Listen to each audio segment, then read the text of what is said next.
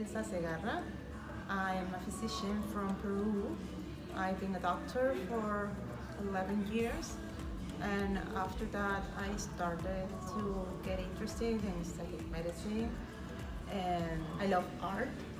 I love harmony, I like making people happy, and this was a way to making look better and taking care of their health, and well, that's why I'm here.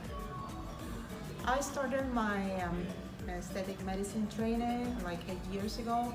I've been to different countries to study it, and well, one day I wake up and I said, I need to know how American people do this, because they are one of the best doing this.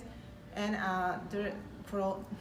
during my old research, I found out that AAAM were the best, so here I am.